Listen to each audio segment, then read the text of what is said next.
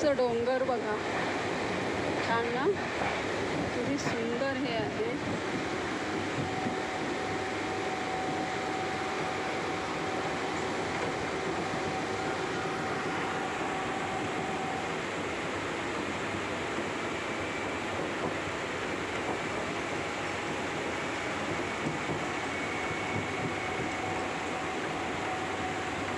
railway station, railway station